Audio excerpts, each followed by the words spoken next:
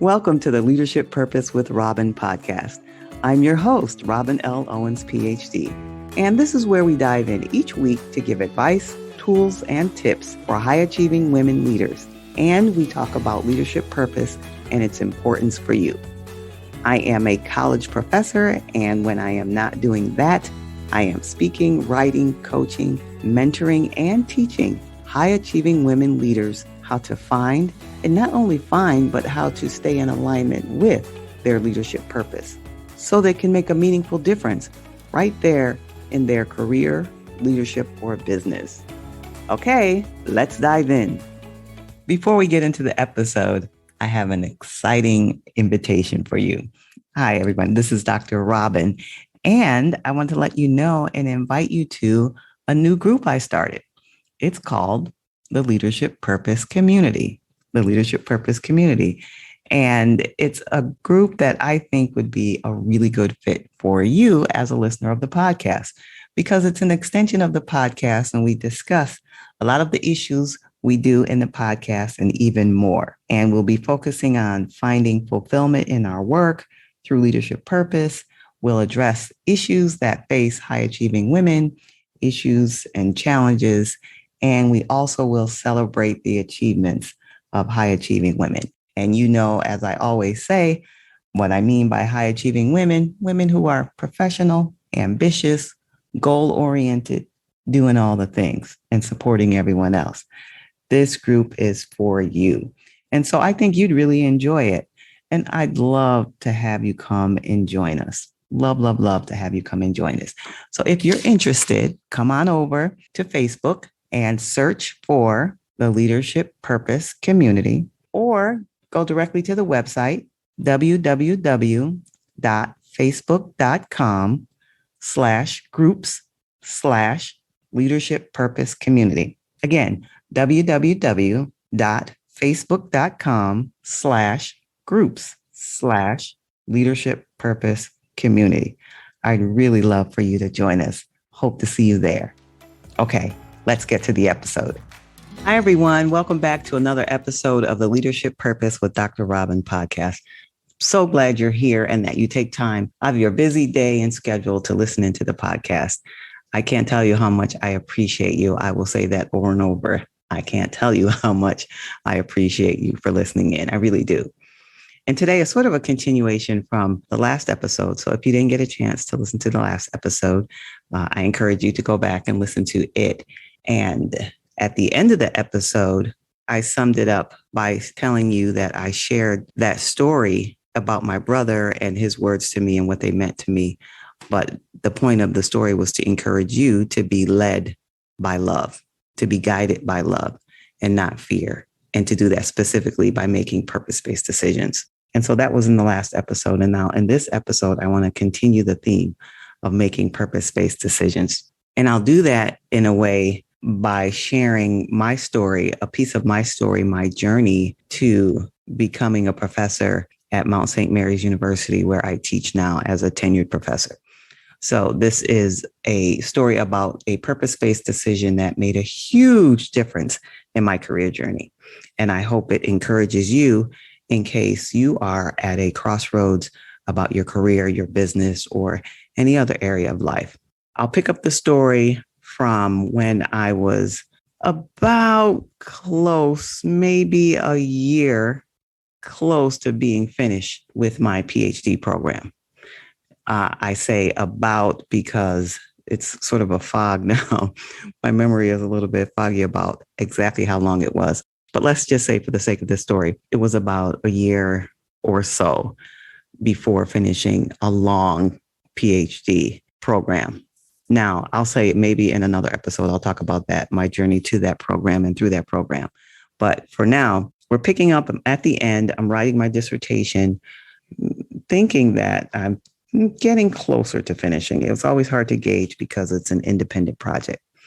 So while I was working on the dissertation, I was living in Claremont, California, which is about 35 miles east of LA. And one of my colleagues encouraged me to come and lead some workshops at Mount St. Mary's University. I had never heard of Mount St. Mary's University, even though, like I say, it was only about 35 miles away.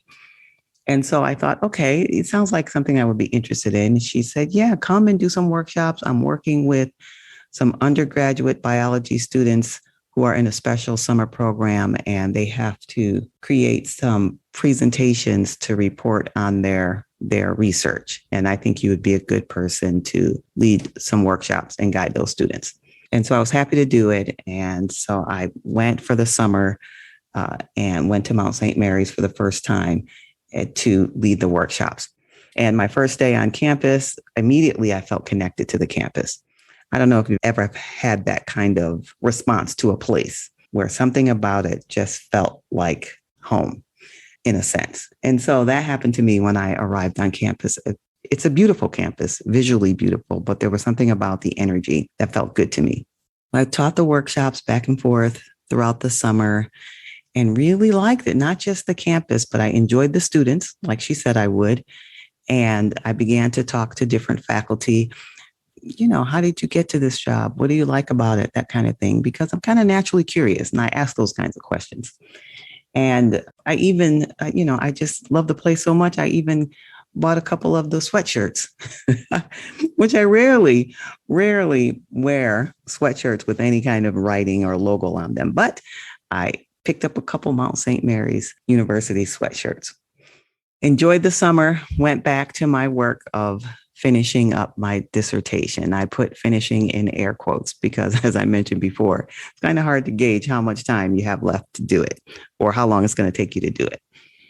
And as I was working on my dissertation, I would tell my colleagues back in Claremont how much I really, really connected with Mount St. Mary's as a campus and the students and the faculty. And so I thought to myself, when I do finish this dissertation, it would be time for me to think about applying for teaching jobs. I was in another position there, but now I'm thinking about going into teaching positions, which is why I was getting the Ph.D. And so I thought to myself, if I could teach anywhere, where would it be? If I could teach anywhere, where would it be? That was my first question. And then I thought it would be Mount St. Mary's University. Now, I was in Claremont, which is beautiful. It's a beautiful town. It has, it's known for its undergrad colleges where I was teaching at the time. And I thought, no, it wouldn't be here. If I had my way, it would be at Mount St. Mary's University. So just kind of a passing thought, just keeping that in mind. And that's sort of my beginning stages of decision making anyway. What's the ideal? Lots of people are kind of afraid to, or I don't want to say afraid, or resistant to putting out their ideal choice first because they don't want to jinx it. But in my thinking, I thought if I had my way, I'd teach there. So then I thought, well, let me check and see if they have any openings. I talked to a few colleagues that I met there and asked, if they have any openings. And my PhD, by the way, is in religion. So I asked, are there any openings in the religious studies department? And they said to me, no openings. There is a man who said he was going to retire, but he's been saying that for years. And so I said, okay, just curious. So I went back, working on my dissertation and just occasionally fondly thinking about my time at Mount St. Mary's. Fast forward months later, like now I'm thinking I'm really getting close, close to finishing my dissertation. I think, I'm really feeling like this is getting toward the end.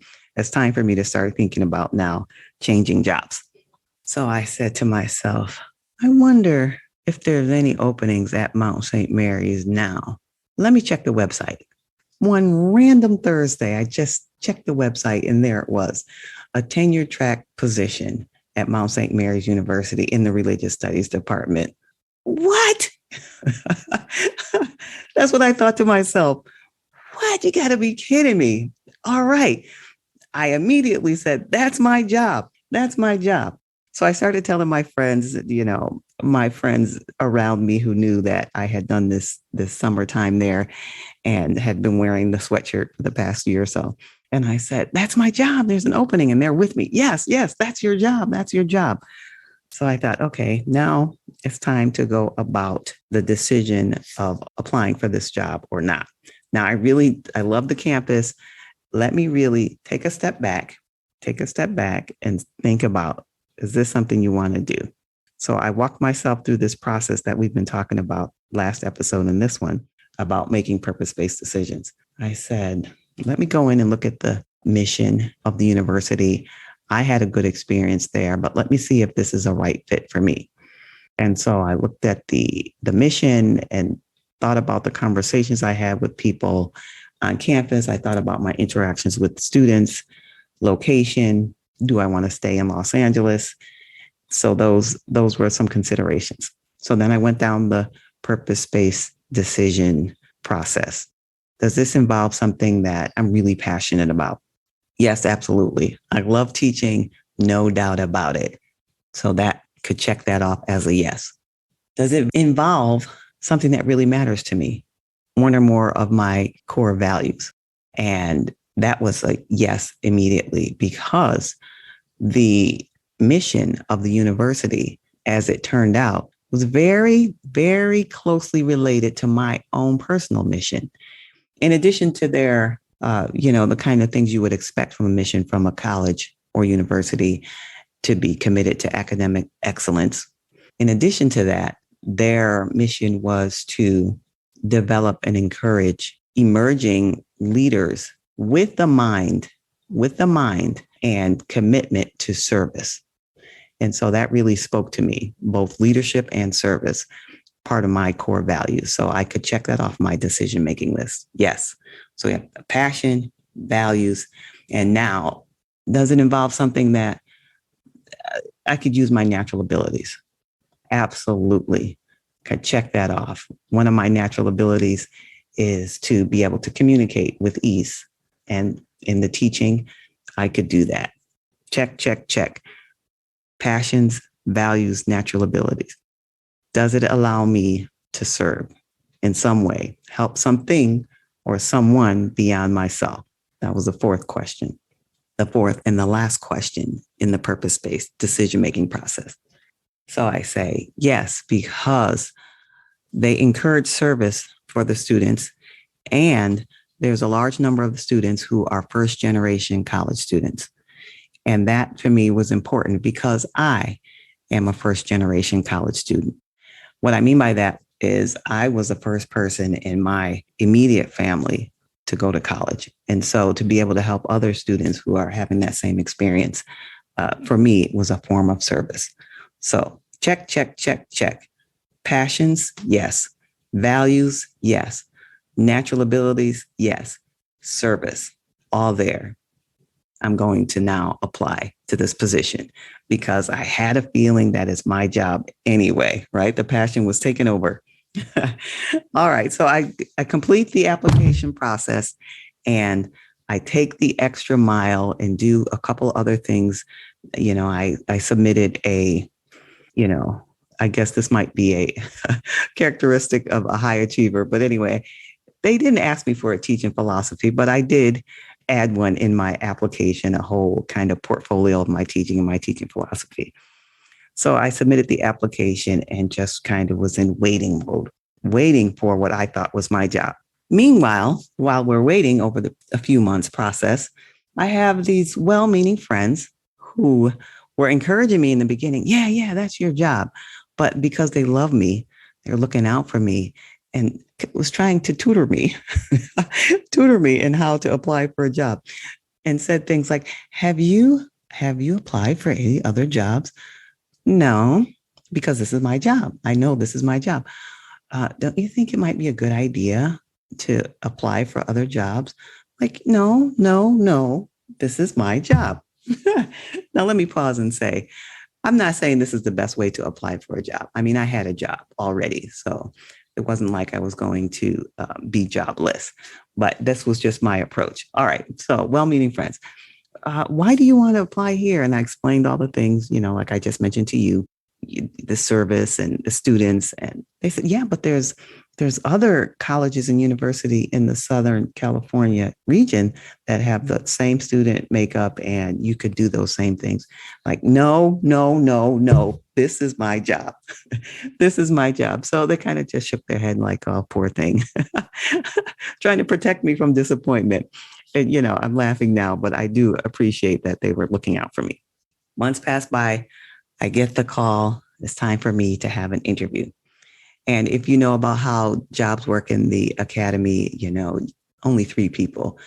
They only interview 3 people. They do a search and then 3 people actually come to campus. And so I had a campus interview. Really excited. Now I'm ready. I know it. This is it. So I pull up.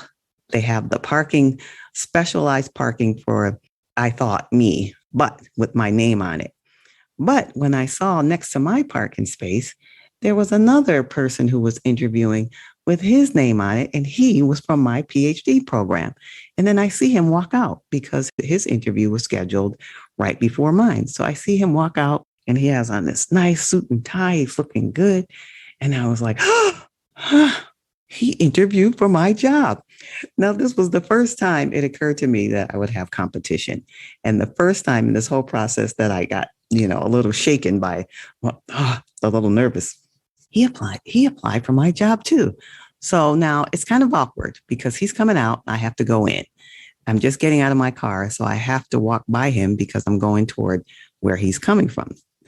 So I have to say something to him. So I just kind of make a little joke. I'm like, oh, hey, yeah, you look good. You clean up nice kind of thing. And he laughed and I laughed. And I was like, oh my God, I'm so nervous. So I have to shake off this. So before I went in the door, I just kind of shook myself to kind of shake off the nerves and go into a conference room. And there are about 8 people sitting around the table. I don't know if you've ever had one of these kind of interviews where it seems like so many eyes looking at you. In any case, so I walk in the room and then I tell them the story about passing him and what I said to him. And they kind of laughed and it kind of eased the tension. And the rest, as they say, is history. I got my job. I got my job. And so that's my story to Mount St. Mary's by making a purpose-based decision. And now I am in my 11th year there, finishing up my 11th year, going into my 12th year. And still, after all this time, feeling as if it is the perfect fit for me. I always tell people, if I have to have a job, this is the job for me. So I love being there. I love the students, the faculty. The campus is still beautiful. And one of my favorite places is the cafeteria. You can always find me in the cafeteria now, especially now that we're back on campus. So I share this story with you about making a purpose-based decision to encourage you to think about it in your own life. If you're in a crossroads, whether you're moving into a new job, a new career, or in some other area of your life, I encourage you to make a purpose-based decision. And by the way, if you need a reminder about what questions to ask when you're making a purpose-based decision, you could use the purpose-based decision checklist, the purpose-based decision checklist. And you can find that checklist on the front page of my website, robinlowens.com, robinlowens.com. Okay? All right. Until next time, this is Dr. Robin. Thank you for tuning into this episode of the Leadership Purpose with Robin podcast. If you enjoyed it, head on over and rate and subscribe so you never miss an episode. New episodes drop every week, and I can't wait to hang out with you again soon. Meanwhile, this is Robin signing off. See you next time.